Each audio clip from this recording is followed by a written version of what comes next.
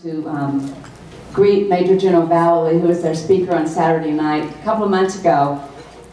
And the person that introduced him was Lisa Benson. You know, it's just, things are meant to be when you're to meet someone. And I will tell you, I left there that night knowing we were supposed to be here because we were supposed to meet this lady. So our next speaker, Lisa Benson. Lisa Benson is a national security analyst that is mobilizing a team of grassroots activists to bring America back from the brink and speaks truth about what is happening in our community, across the nation, and in the Middle East, especially in Israel. Lisa has taken on this mission to lead the National Security Communication Task Force while also being the voice of the Lisa Benson Radio Talk Show for National Security Matters. I listen to this every Sunday afternoon, 1 o'clock. I go to Lisa's website, which is www.lisabensonradioshow.com. I recommend you do the same. It is on KKNT 960, The Patriot. Lisa is the only Jewish woman in America on AM radio addressing national security and pro-Israel concerns on Salem Broadcasting using her birth name and not a pseudonym. She gained her experience over a 25-year career in the pro-Israel movement as a public relations, marketing, and fundraising consultant to policy centers, both in Israel and the United States, universities, political candidates, national security organizations, and 9/11 families. Days following the 9/11 terrorist attack, Lisa was contacted by the esteemed Stephen Emerson, founder of the Investigative Project and first think tank in Washington, D.C., to spearhead the efforts to find the private funds necessary to go underground into American mosques. Lisa has worked with many of the leaders in the national security sector and is quick to say that she did not seek out a career in national security. Her journey in the anti-jihad movement was born out of necessity and her need for her expertise in the post-9/11 world. Lisa is the mother of 2 sons, hails from Arizona, and for years has been welding the issue of the U.S. southern border insecurity crisis with the anti-jihad movement to community penetration of the Muslim Brotherhood and connecting the dots on global instability as we see a more emboldened terrorist agenda. Please welcome this brave lady, Lisa Benson.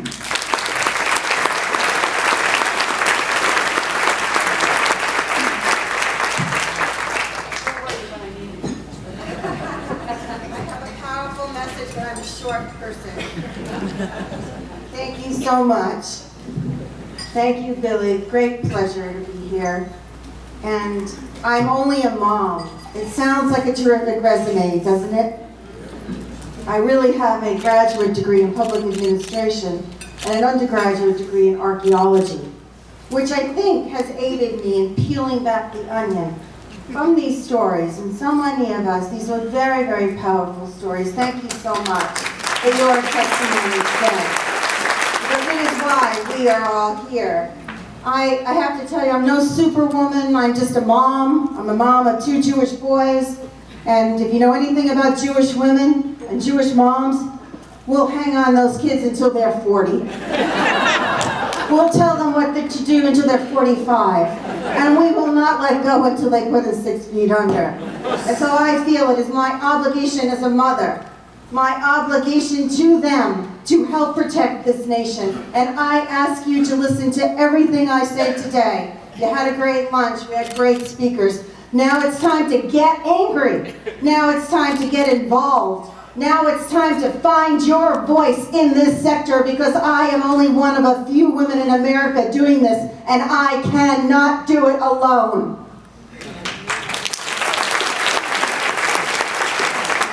I spent half my life in Phoenix, Arizona, where I own a home, and I spend the other half of my life in Charleston, South Carolina. So if I say you all, it's because I had to leap tall buildings with a single bound to get here because I just got off a plane. The grits are good. Don't tell the rabbi I ate the shrimp. But there's a reason why I spend half my time in 2 states. We share something in common with South Carolina.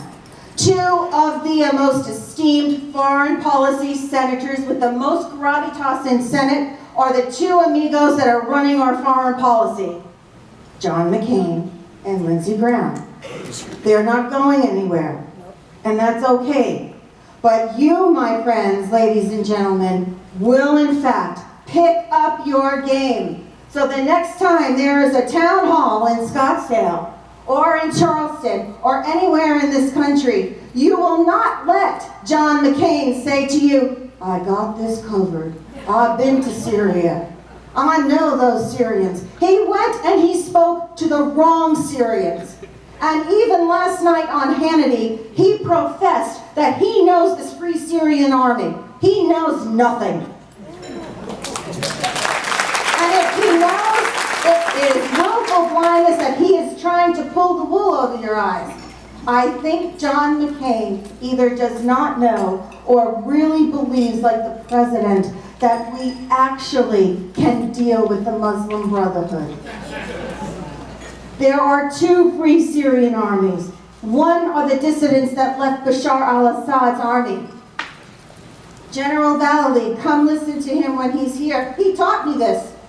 He was on my radio show hours after coming off a plane from Syria. Lisa, there are two Free Syrian armies. The good guys, of which I just met, and the bad guys who John McCain and Lindsey Graham just met. We must not. There were 2 committee hearings today, and when you go home today, you must turn on Fox News and you must listen. What is ISIS? What happened in Benghazi?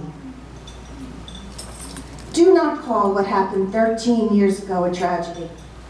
It was a terrorist atrocity, an act of war, a war crime.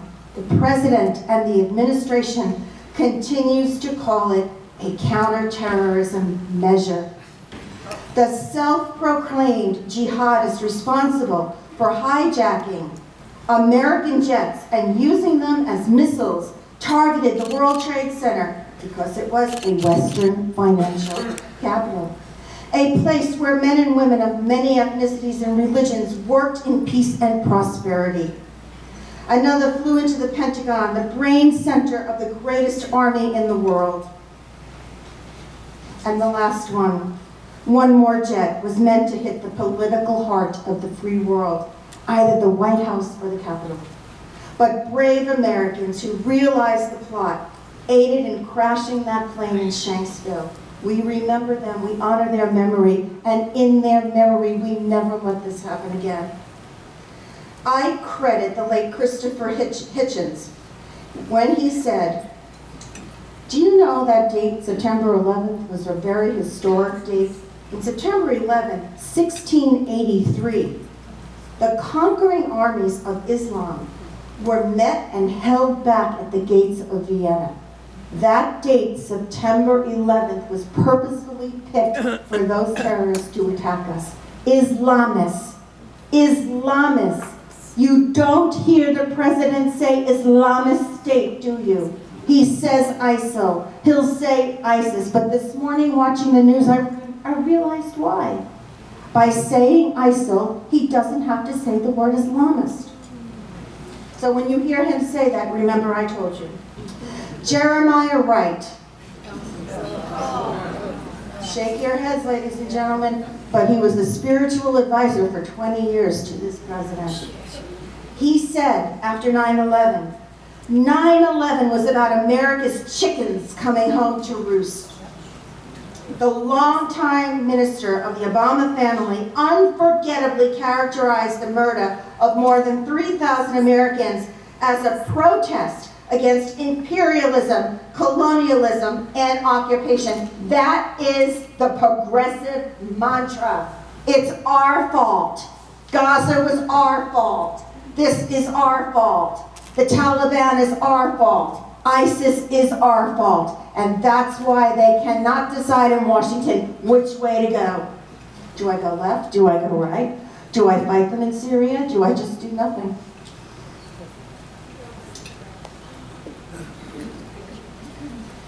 If you think I wanted to give up a career in public relations and marketing to come on the road and educate you all, I had no idea that this would happen to me.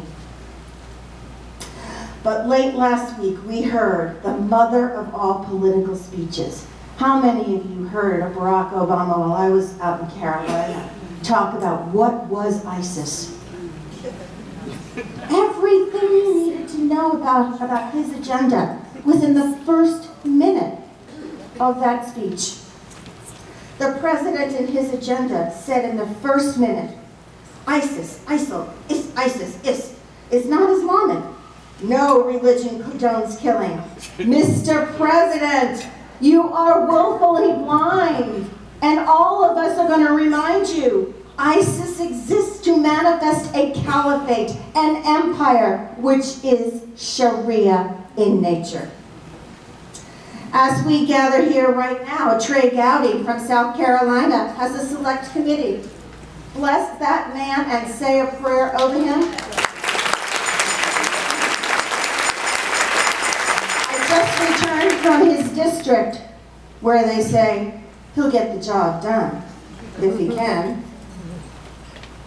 His family, by the way, they've targeted him. They threaten him, even his children. I got into a secured vehicle because I had a security detail while I was there. They said to me, the last one to sit here was Trey Gowdy, but he doesn't like it. I said, I like it. The air conditioning is really good in this car, in this Escalade. Who are these people? They are Islamists. Islam, an Arabic term, means submission. It means control. You see that book back there? Jan, if you could bring me a book, I'd appreciate it. I forgot.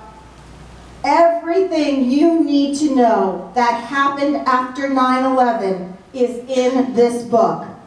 I wrote the piece on Benghazi in here.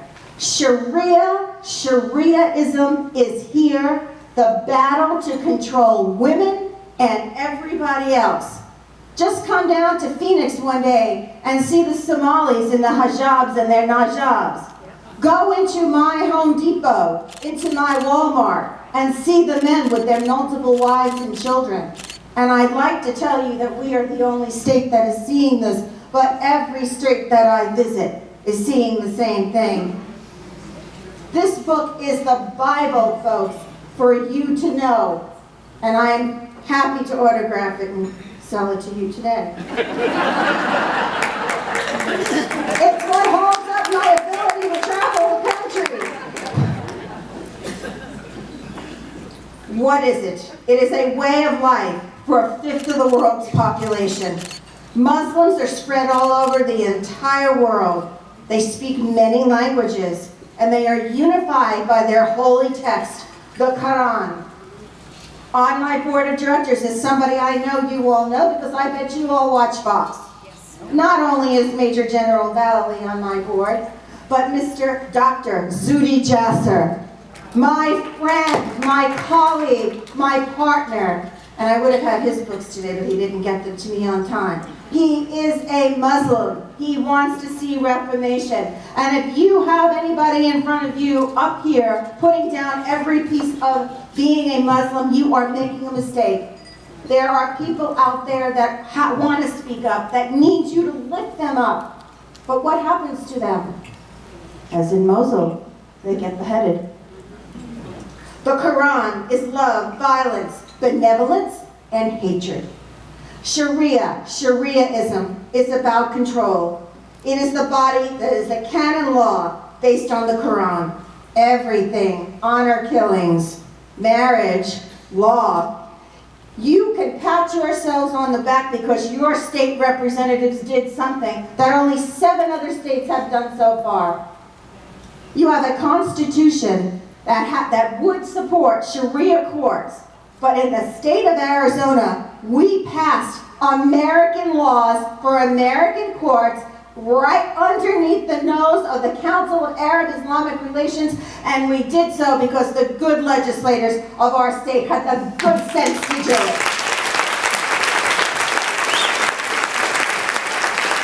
Now I'm in South Carolina trying to pass the same thing. 22 jihad training camps across this country. Wait till I tell you about that. This is not about religion. Don't let anybody tell you that this is a political movement. It's political Islam. Are we all equipped to fight this now? We are diminished.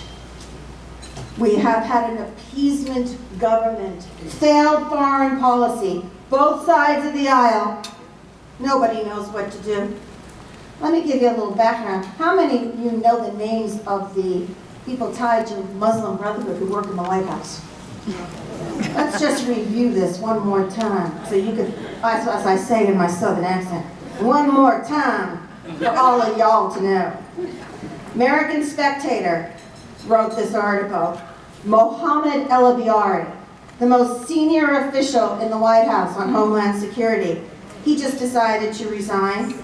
On his Twitter feed, he would put the hand of the Muslim Brotherhood every couple of weeks. He didn't resign because the president was upset with him. He's been sent to Texas to do the job there. Arif Allah Khan, Assistant Secretary for Public Policy.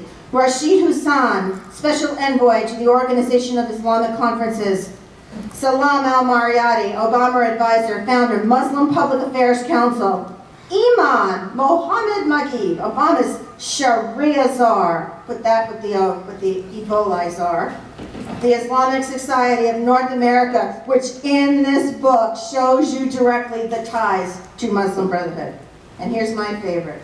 Well, actually, Mohammed Magid, the Islamic Society of North America. Did you see Jimmy Carter speak last weekend? He spoke for them. He told them, it's all our fault. They're the good guys. This book tells you how they are associated with Muslim Brotherhood.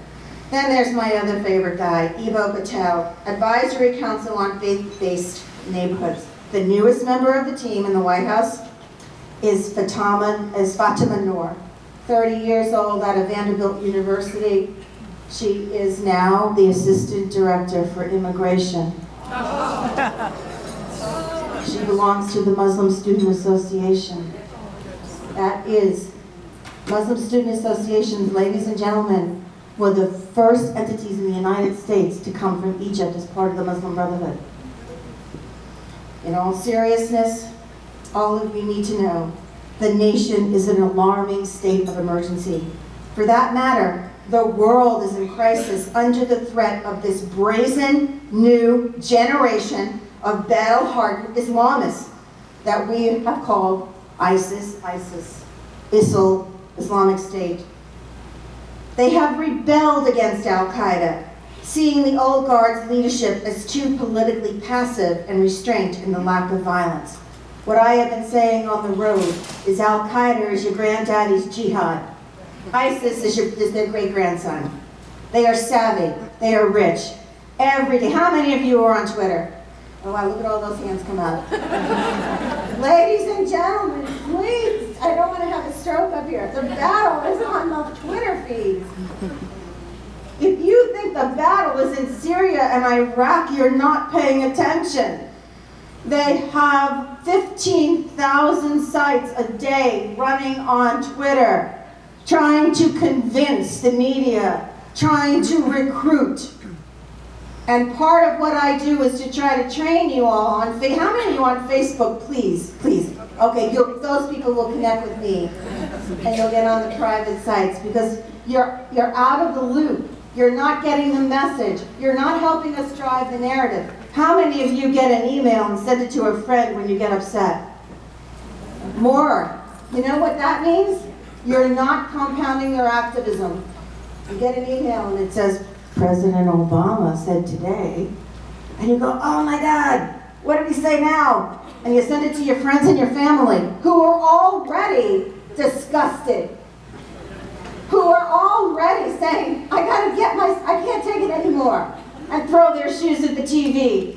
Our job is to fight with our missile defense system, which right now is Twitter and Facebook. It's the only thing we have, and instead we're using muskets. Yeah.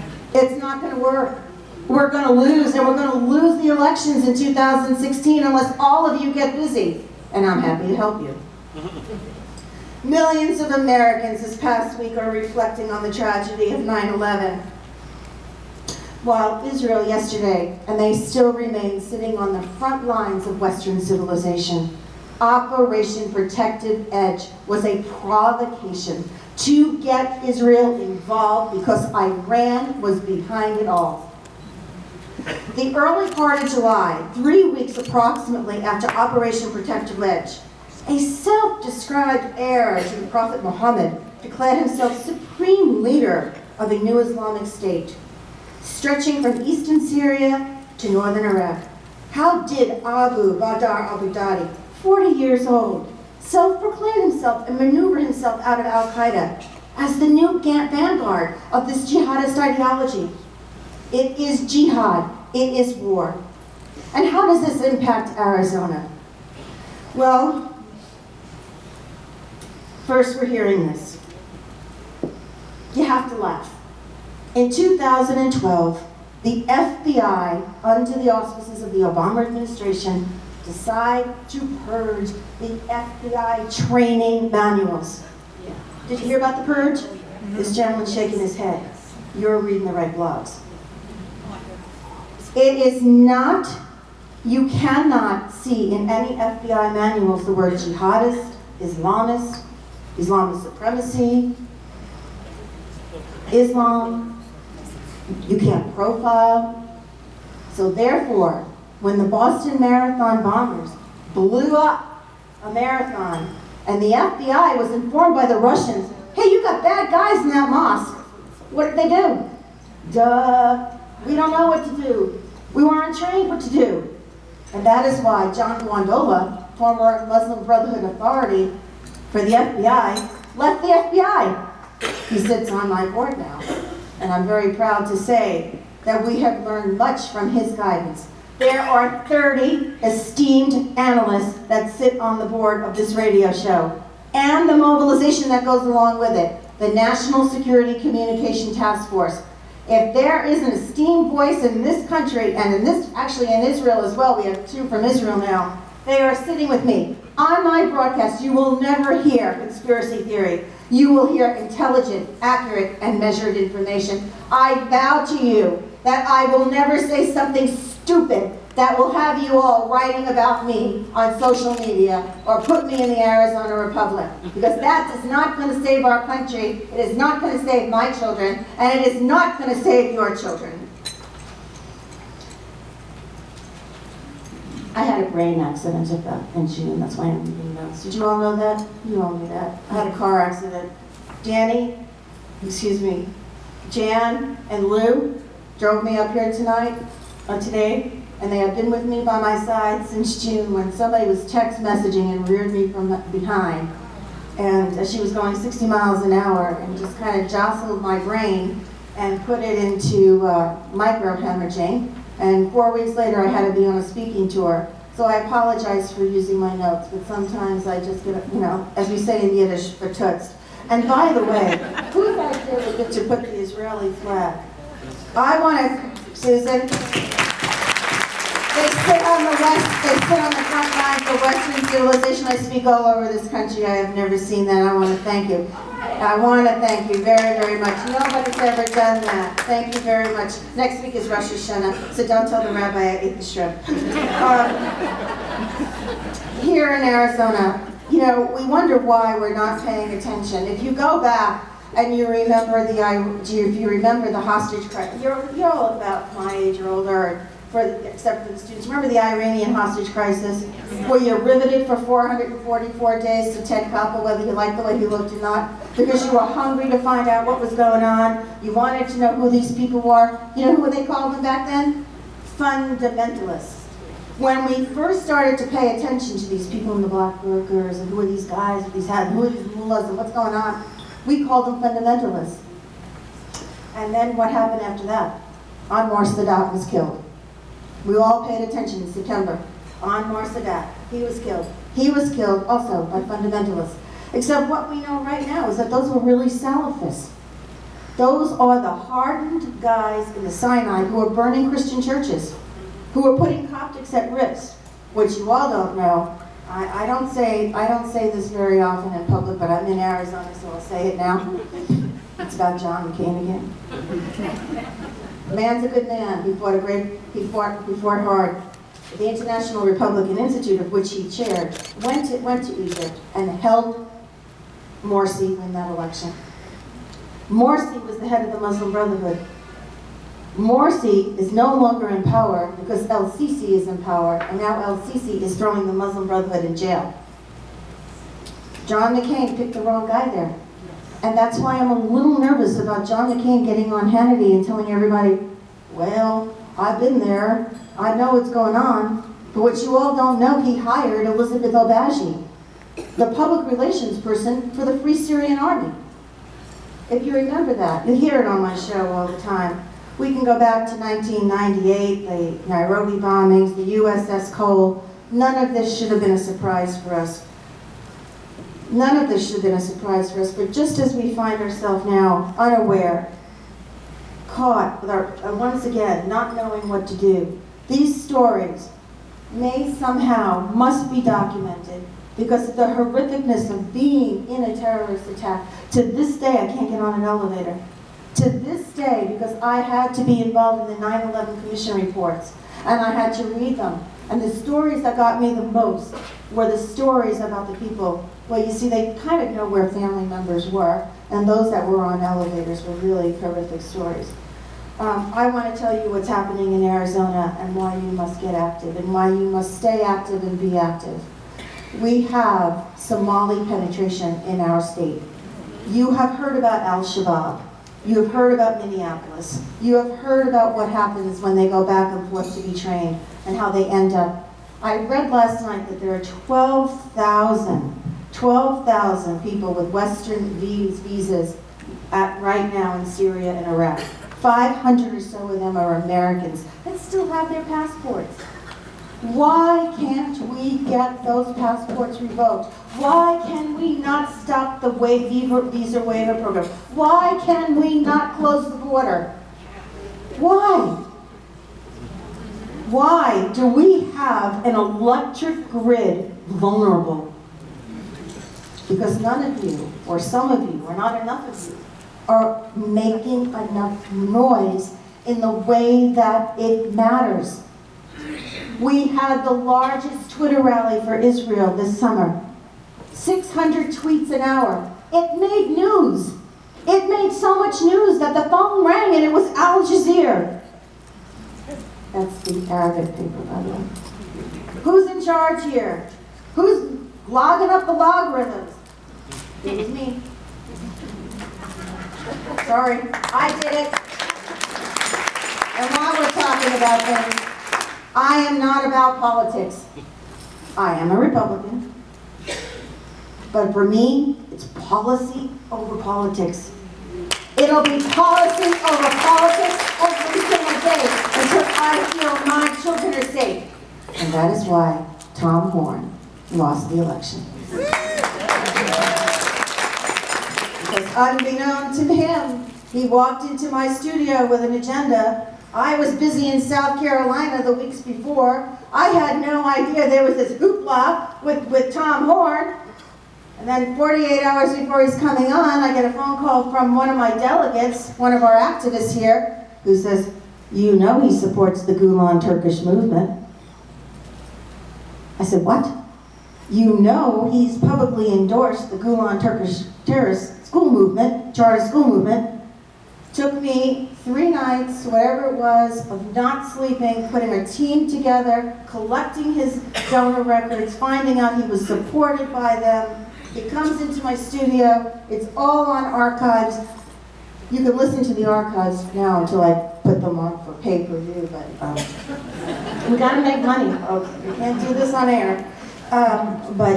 He was totally, he thought he was gonna meet a middle-aged Jewish woman who didn't have guts and gumption. And he was certainly surprised because I had the list in front of me of his supporters, and they were the Turkish school movement. And as long as I have Ken Bennett in the room, I will also tell you there are a few other people in your house, in your state house, who have went to Turkey on a free dime of the Erdogan and the Turkish government and the Gulen school movement. How many of you know what this Gulen school movement is? It's stealth, I gotta come back. You guys have to listen. The Gulen school movement is a charter school movement out of Turkey. They come into the state, they take your money, they take the state money, No. Rose, Harmony. They name them after roses. They learn to name them, that all sounds so poetic. It's what we call stealth jihad. It's the stealth, the quiet. It's not the bombing of 9/11 buildings. It's the undercurrent of getting into, get your kids, the first line of defense, get your kids. There's something like 40 of these schools in the state. And how do they do it? They go to the House, they go to your representatives, and they say, come to Turkey. I'm gonna give you a free trip. Michelle Reagan took her whole family, and she will kill me for saying that. But you need to know. You need to know so you can confront them. And they do this to desensitize your legislators. So when they come in front of you, in front of the State House, and come and say, we need money for our charter school, our Harmony, our Rose, our science and math academies that are so great, the state gives them your money. And they don't hire American teachers. They hire Turkish teachers. They're teaching science and math, but they're also teaching them Ramadan dinner, desensitizing to women in burqas and hijabs. Do you want that for your children? If you send them to a good science and math academy, would you like an American teacher to be talking to them? This is what's happening in Arizona. The situation in Arizona becomes more serious every day. The situation with the Somali penetration, 3 blocks, 10 blocks away from me at the Coronado district, is even more horrific. In my office come law enforcement people all the time. Lisa, what's going on? What's going on down there? What's going on in that big mosque down there? 4 times as many mosques around this city than did 3 years ago. Islamic centers and mosques. They are the footholds. They are the recruitment centers. My first boss, Steve Emerson, went on Judge Janine the other night, and he said, every mosque in America has a recruiter for ISIS. 34 of them. When your pastors tell you that they are involved in, what's that dialogue? You know, interfaith dialogue. It's to desensitize the pastors, to desensitize you as a congregation. It is the most stealth jihad. So when you think about jihad, don't think about it as they're going to drop a bomb on Scottsdale Mall. Think about it as they got our kids. They're running for office. They're in the White House. They're on every college campus under Muslim Student Association. And here's the worst thing of all. Let me just read you this before I conclude.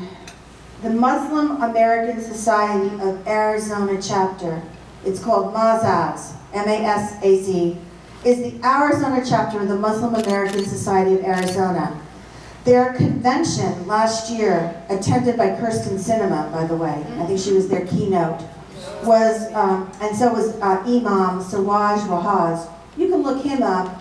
His connections to terrorism and Hamas are legendary. The Islamic Center of Northeast Valley.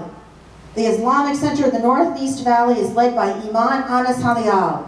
He has liked Muslim Brotherhood spiritual leader Sheikh Yusuf al-Qadari on Facebook so many times since 2010. Totally linked. Here's the picture of the center, by the way. This is done by Clarion Project, which is a Beltway and Israel-based think tank. Here's another one.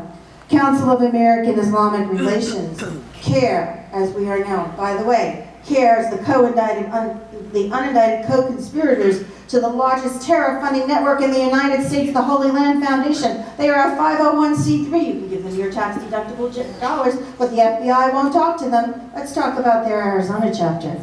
CARE Arizona is a chapter of the Council of American Islamic Relations. CARE's Arizona former chairman, Anas Halal, led the chapter from 2010. He is the imam of the Islamic Center of the North Valley. He is a self-proclaimed follower of Yusuf al-Qadari, the spiritual leader of the Muslim Brotherhood. Let me talk about Tucson, because I know you all want to know this. 66 times the Islamic Center of Tucson was mentioned in the 9/11 Commission report.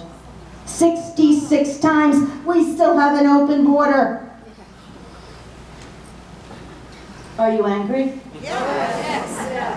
I got more for you. I got more for you.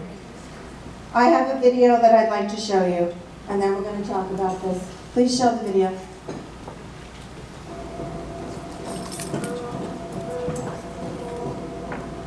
You know who they are? They look like ISIS, don't they? That's a paramilitary training camp in Hancock, New York. Muslims of America, also known as Muslims of the Americas, is a branch of a Pakistani militant group named Jamaat al-Fuqra. It is led by a radical Sufi cleric named Mubarak al-Gilani, who was the mastermind behind beheading Daniel Earl. There are 22 of these camps. This was a video done by them and submitted to put fear in our hearts. We are working with Trent Franks and a few other individuals to deem and make them a foreign terrorist organization. Not one congressman in this country has wanted to touch it. Here is where they are located. They name themselves Ahmadabad, Red House, Virginia, Alleyville, Odom, Georgia, Hassanville, Barry's Bay, Ontario, Canada, Islamburg, Hancock, New York, Holy Islamaville, their holiest, York County, South Carolina. I just uncovered 2 more in South Carolina. Dover, Tennessee, Commerce, Georgia, Sweeney, Texas, Louis Gomer is having a stroke, Merriam, Virginia, Alaska, Michigan, Los Angeles, Colorado, Dunlop, California, Alabama, Georgia, Maryland, Oklahoma, Virginia, and Washington. And we are going to work together to get our congressmen to co-sponsor this bill, because they are right now a nonprofit organization that can take your tax-deductible dollars. And you wonder why we're under a threat. This is in the United States of America. Sheikh Gulani is very old. The terrorist entities are fighting for front page headlines. Our fear are 2 things right now: that the terrorist entities of Sheikh Gulani will start to percolate. Before he dies, he's going to want to unleash these 22 centers. As for your EMP, electromagnetic pulse, your Republican in Washington, Fred Upton, has a bill for 3 years that hasn't gotten out. You may shut that off. We get the gist. We have Islamic centers. We have Islamic Shifa clinics. We have 90 million people that didn't vote the last time. We have Franklin Graham that says, don't leave this in God's hands. God is in control. But he is, if you are upset, be upset with yourself that we lost that last election. As we saw, 90 million people did not vote. The hurdles we have as a nation and as freedom-loving people around the world are many. The socialists, the Maoists, the communists, the progressives, the jihadists, the Islamists, and the Shariaists are hoping you remain very naive. They hope that you remain at lunch, go home, and forget about it. I want to tell you why I can't forget about it. Because in 1945, there was an 18-year-old man that was serving in World War II under Eisenhower. And he was told, you have to cross the river, you have to go from France to Germany, you have to go and liberate and get out these Russian prisoners of war. His battalion went. He walked for a couple of days. War. When he got there to a town called Orndorff, it stunk. It stunk. It stunk of dead meat. And when they stopped and asked the people in Orndorff village, what is that? Did you smell it? No, I don't know what it is. My dad, Vincent Pandone, was that man. My dad was one of the first men in the world to open up the gates of hell to the first concentration camp, a sub-camp of Buchenwald. My dad said to me, you want to be Jewish? He was Italian. My mother was Jewish. You want to be Jewish? Do not end up in a pile of rubble. Promise me, Lisa. And to this day, my dad is gone. I made a vow to him. I will not go in a pile of rubble. And I will fight on to my last breath, and I'm taking you all with me.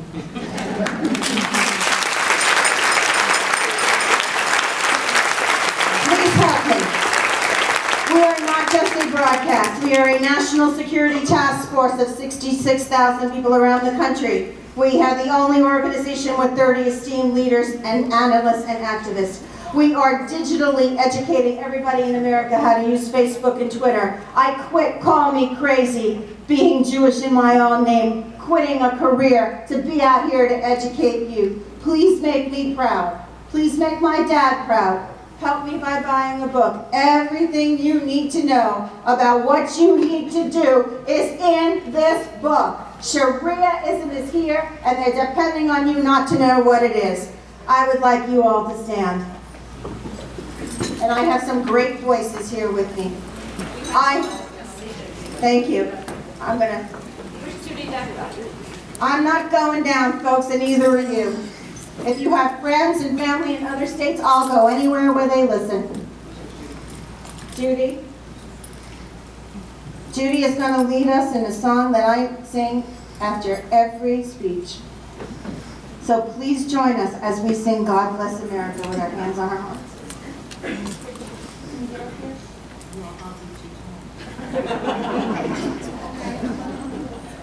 Okay, we're going to do this a cappella. You're all barber shoppers, all right? God bless America, land that I love. Stand beside her and guide her through the night with the light from above. From the mountains to the prairies, to the oceans, white with gold.